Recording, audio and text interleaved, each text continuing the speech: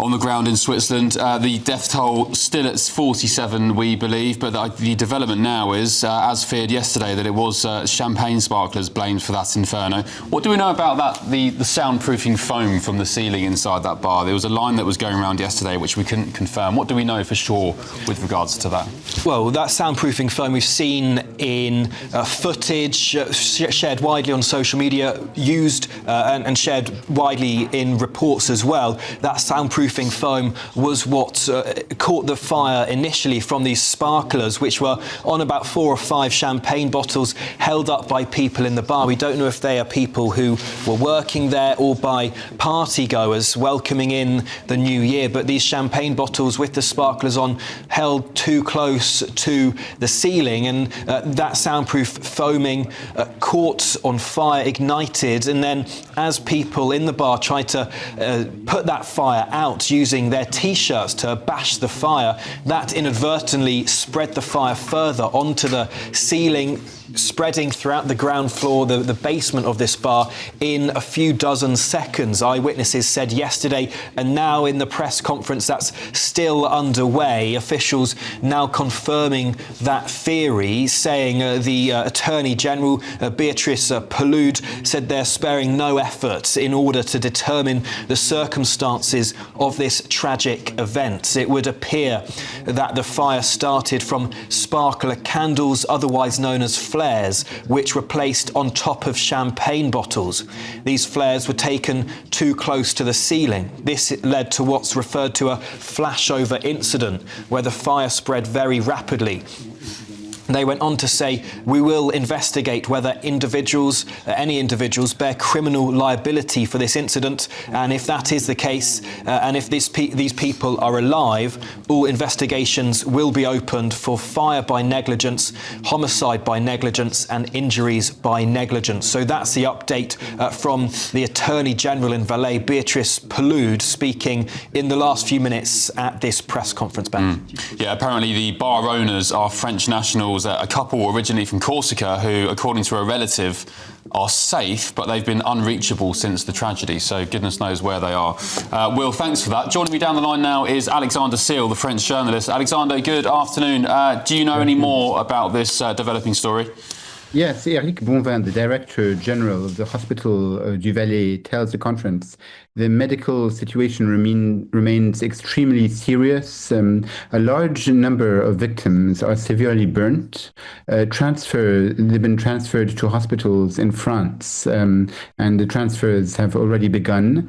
The French health minister has formally offered specialist medical support, and around 50 injured people have been transferred or will be transferred to specialist European burn centers, because local hospitals in Switzerland were rapidly overwhelmed, and international cooperation is being used to ensure access to specialized burn units, long-term intensive care capacity, and authorities say that medical transfers are being coordinated case by case. Priority is given to the most critical patients, and officials stress cross-border cooperation has been immediate and effective. More, Alexander, about the owners of the bar, this apparent French couple from Corsica. Do you have any more information? Yeah, so the owners have been being questioned because in order to identify perhaps who was at the bar at that time, and they've also questioned some people who survived the incident. So the inquiry will take a lot of time, and families are waiting for answers. And do you think, Alexander, I was listening to Tom Harwood a bit earlier today on Good Afternoon Britain. Do you think we'll see any kind of regulation changes when it comes to the makeup of bars and venues, and particularly the use of those sparklers in champagne bottles? You see it a lot in videos in the likes of Dubai, even in the UK actually, this kind of VIP table service situation where you have expensive bottles of champagne being brought out by waiters and waitresses with these sparklers on top. Do you think we'll see any regulatory changes when it comes to stopping those inside venues? Well, I hope so, and that's the main question that friends and families of victims are waiting to hear. But we saw some videos of the night of the fire, and lots of people have filmed the fire, and some people thought it was a spectacle for New Year's Eve. So, and there were lots of people who tried to escape and were escaping. So there has to be a change in the law. But for now, it's really a big shock to families and people there. And on Friday, there's going to be a community service, and it's going to be very emotional for lots of people. And just describe to us, if you can, the severity of those who have been injured, the burns they have been suffering. I should imagine life-changing injuries for many of those. Yes, it is very life-changing injuries. For a younger person who's about in his 20s, it really depends. If they're burnt maybe 30%, it's going to they can heal. But for other serious people who are injured, it's going to take a lot of time, and that's why specialist units in different hospitals, different European hospitals, have also. They also were tasked to treat the injured. So the treatment is going to take a lot of time. Families are really struggling, and it's really emotional in Switzerland at the moment, and in several European countries. And 14 French people have been injured, and so now the injury process and everything is going to take a lot of time. And but what happened on New Year's Day, it's really terrible.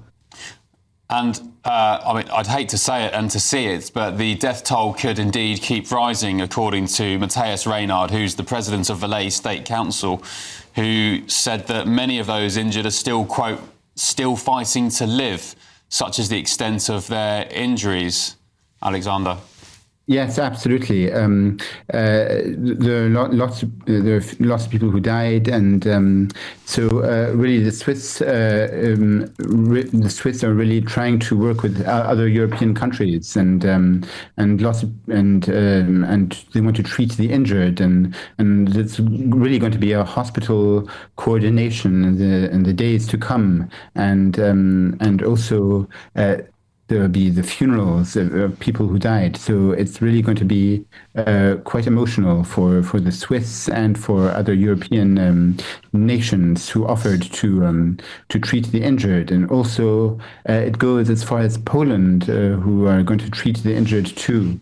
And also the Ukrainian president has also tweeted about this incident in Switzerland. So it's really a global context now instead of a Swiss context. Yeah, just the most awful start to a new year, Alexander. What as a French journalist, just tell us how the French media are reporting this. What's the tone like in France and the public reaction? Yeah, so they're really covering it in detail. They were broadcasting the press conference, and also they talked about it when it happened from yesterday morning, and it's been ongoing on French rolling news channels and on the news, and lots of French people have been going to cross Montana for their holidays, and some wanted to spend New Year's Eve there, and so it's a popular tourist destination. So and lots of French journalists have been deployed there to cover the incident and the fire. So really, it's really something to be talking about in France, and it's really tragic that it happened on New Year's Eve and on New Year's Day, and so really they're really talking about it in great detail.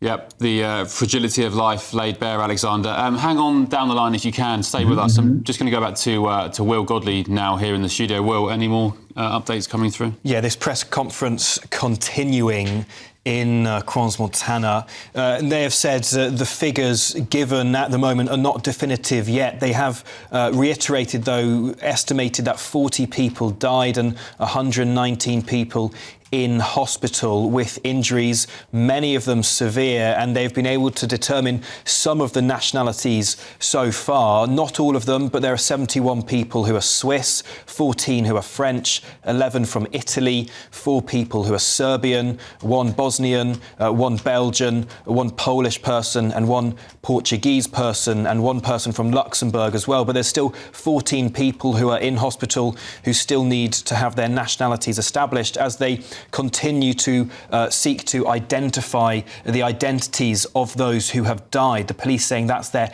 absolute priority, and that they have called upon this structure in Switzerland called the Disaster Victim Identification Programme that's used in disasters to identify people when it's otherwise very tricky to do so, using police, forensics, doctors and dentists. And they've asked the families of those awaiting answers for patience, because police really saying they cannot afford to make any mistakes in this. They need to give the correct remains back to the correct families. And we're also now hearing from some of the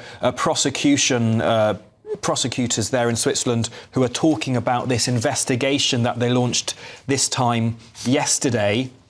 They've said they've questioned the bar owners, and they've confirmed what we were speaking about yesterday, this theory that sparklers on champagne bottles caused this fire, what they're calling fountain candles, and that they're saying now their investigation will establish if a foam layer on the ceiling was compliant with the security requirements, whether it had the correct fire retardant things in place that was needed. The prosecutor also said in this press conference that they're looking how this, what they're calling acoustic insulation foam, was used on the ceiling, but they've got no answers yet on how it was used or whether it was compliant. But that's going to be a focus of their investigation as they're looking at whether there's any criminal negligence here, whether there was negligence when it comes to those injured, those deaths, or whether there was any arson negligence involved as well. And I've also got another line here